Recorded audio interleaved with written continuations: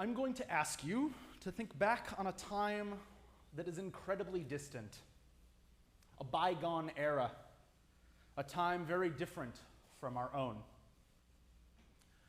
Do you remember, like 2 years ago? Do you remember when drinking through a plastic straw was the biggest social issue we could imagine? If I close my eyes, I can still imagine the taste of a paper straw dissolving in my mouth. Obviously, I'm being a little bit glib, but the point stands nonetheless. There was a time when we, as a country, decided that we were going to work harder to fix our impending environmental disaster by refraining from using plastic straws when we sipped our drinks. And we felt good about it. And we should have. We felt like we were making the small, granular impact that is fundamental to changing the world. Except here we are, 2 years later, and most of us haven't thought about straws in an awfully long time. And frankly, I'm not sure we should. How can that be the top of mind when we are facing a global pandemic, unfettered racism, and an ecological disaster that small behavioral changes won't be able to prevent? Our attention has been pulled elsewhere, and we can more than understand why we lost sight of something that, at one point, had been so very important to us. It's a common superstition among rabbis that you're not supposed to write your Yom Kippur Sermon before Rosh Hashanah has come and gone. This is a little extra pressure for the writing process, but it's not as bad as if you write it too far in advance and something happens in the world that makes your sermon totally irrelevant. If, for example, I had written this sermon 11 days ago, I would have probably felt highly compelled to write about the Texas abortion ban. Or a day before that, an impending hurricane. If I wrote this sermon a few weeks ago, it probably would have been about Afghan refugees.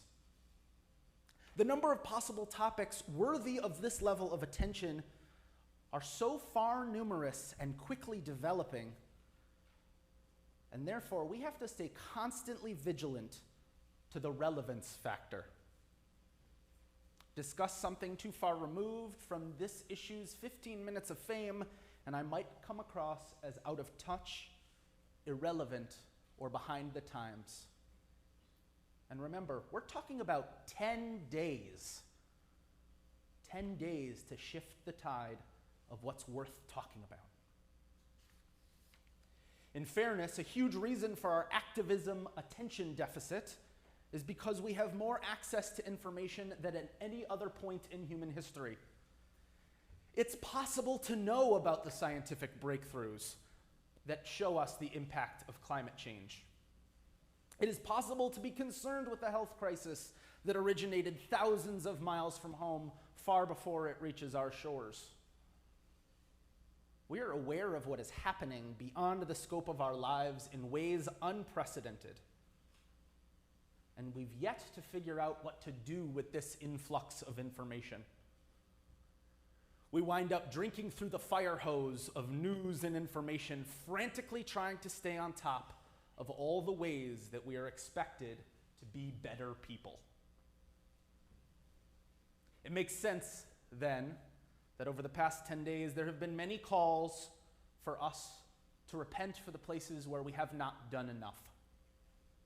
This is, after all, the spirit of this holiday season. We repent for the words we didn't say, the actions we didn't take, the thoughts we didn't actualize. But why is this the standard to which we aspire? We hold ourselves to such an unbearably high bar that it's almost impossible to clear it. And in the process, we deprive ourselves of the moral victories that give us the will to keep working toward a better world. So on this Yom Kippur morning, we owe ourselves an apology. Not for all the things we have failed to accomplish, but for failing to acknowledge all the places we already are accomplishing great things.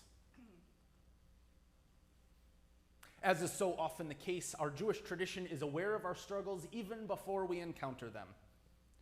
In Pirkei Avot, the ethics of our ancestors, Rabbi Tarfon offers us this piece of wisdom when he says, "It is not your obligation to complete the task, nor are you free to desist from it." The simplicity of language might lead us to believe that this is a straightforward idea, but in truth, it is the very essence of what it means to be a human being. The lives we live are inherently finite. We will never be able to accomplish everything that we set out to do and must be willing to accept that. Yet to never strike out at all to accomplish anything because of a fear of leaving the work undone or unfinished is to waste the very gift that life is. We find ourselves time and time again caught in the middle of two extremes. We have immense power to change the world, and yet we cannot change the entire world all by ourselves, all at once. So what do we do to balance out our drive to engage with our awareness of our limits? One of the ways we overcome the overstimulation of our world is through specialization. I can't be responsible for everything, so I'm going to have to do something to trust in other people. I'm going to do all that I can to help in my area of expertise with the knowledge that so will you. This is partially why we have such a vocationally centered lifestyle. I don't have nearly the skills to be a doctor or an architect, so I'll leave the healing in the building to someone else, while I work on the things that my skills are better set for. The underlying idea is that someone will take care of each responsibility. It just might not be me all by myself.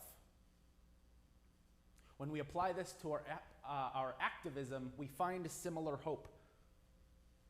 Someone will focus their attention on conservation, while I pay attention to hunger and homelessness. Someone else might work to write gun violence prevention legislation, while you work on education reform.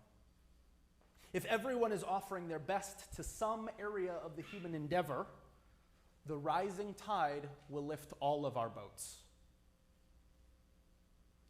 This is, after all, the chief benefit of belonging to a community in the first place. We are no longer responsible for every single facet of life, but rather can depend on the whole to support the individuals, each person contributing the way that best drives society forward. But we know far too well that this is a double-edged sword. If faith in others is central to ensuring a well-run system, we have far too little evidence, as of late, that people deserve that level of faith. Where did we come up with the idea, after all, that a Google search can be as authoritative as listening to the recommendation of your doctor? Why did we decide that a government is allowed to tell us to wear a seatbelt, but not allowed to tell us to wear a mask? Bear in mind, whether or not you think this is government overreaching is almost irrelevant. It's not about where we draw the line, it's about that we draw it. When we sit together and agree this is where our line must be drawn, we can move forward as a society, agreeing to hold each other accountable, agreeing to move forward together.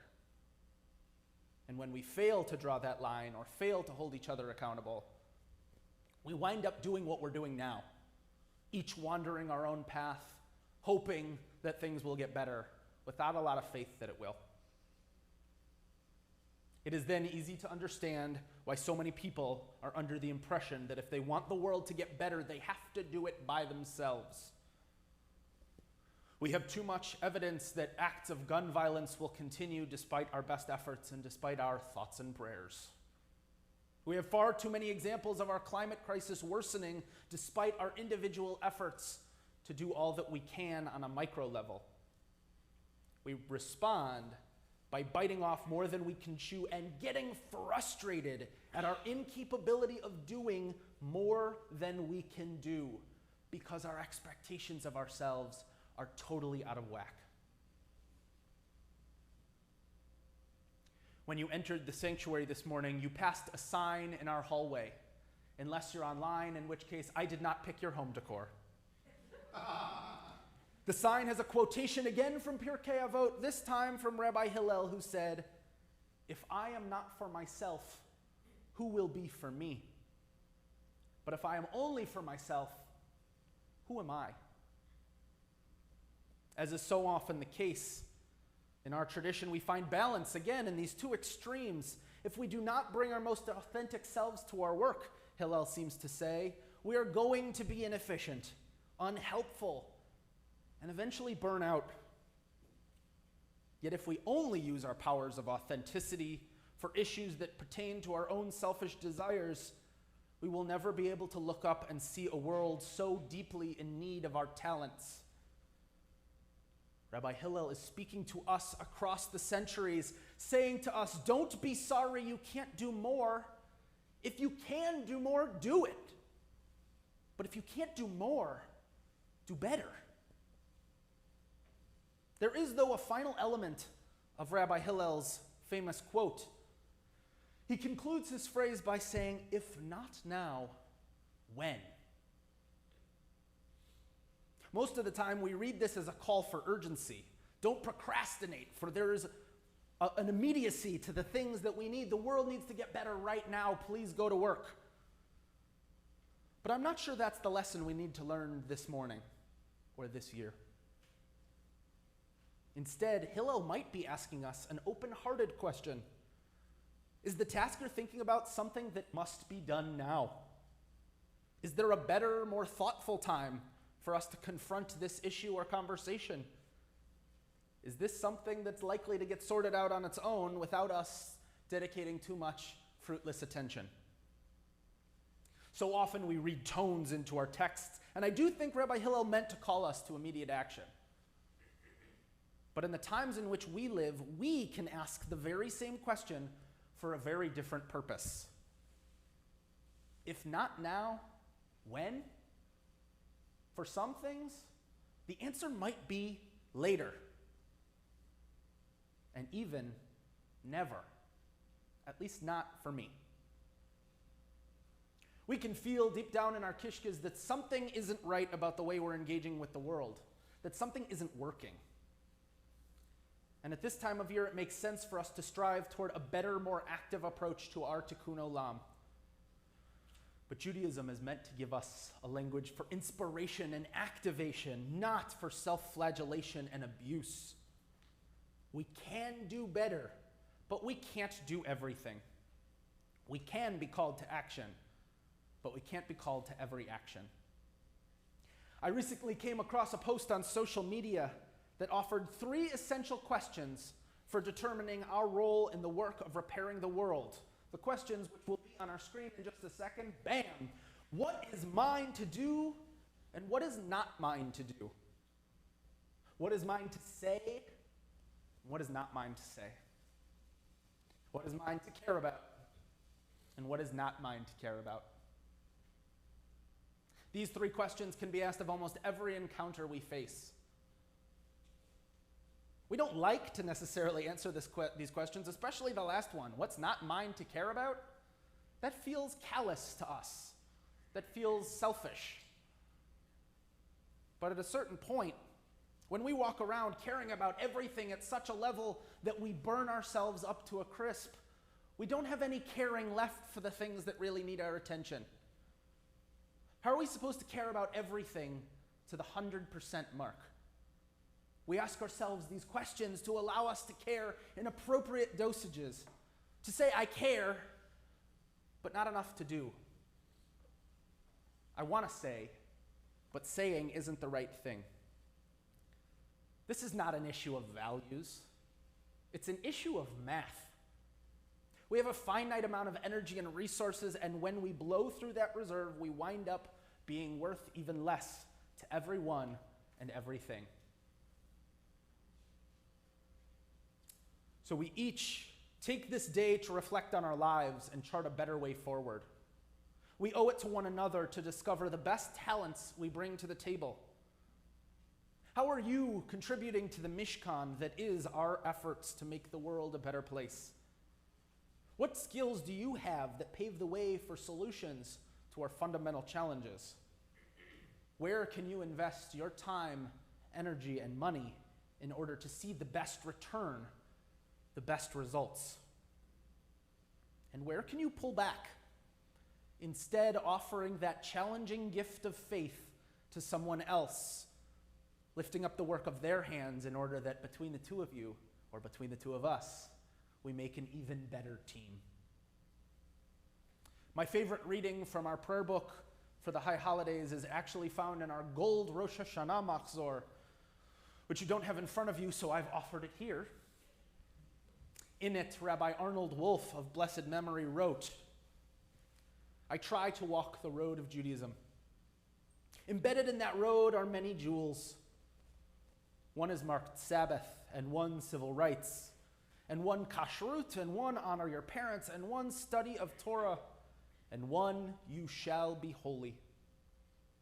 There are at least 613 of them, and they are different shapes and sizes and weights. Some are light and easy for me to pick up, and I pick them up.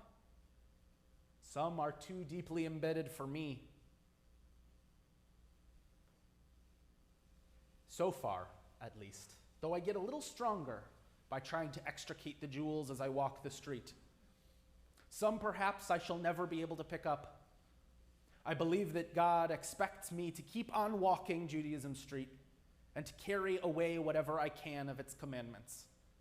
I do not believe that God expects me to lift what I cannot, nor may I condemn my fellow Jew who may not be able to pick up even as much as I can." We are each walking down a path that has many invitations to action, many opportunities to do the hard work of repairing our world.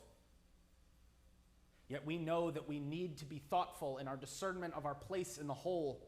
We don't owe ourselves or God an apology for not being able to carry enough. We owe the apology for getting so overwhelmed that we stop walking altogether, resigned to sit in our misery. May this new year, therefore, be one that engages us in the efficient efforts to repair our world and inspire us to accept that which we can fix and to learn to live with that which isn't ours to carry. As the book of Deuteronomy reminded us only this past week, be strong and resolute. Be not in fear or in dread, for the eternal our God marches with us. Gamar Chatima Tova, may we all be inscribed well in the book of life.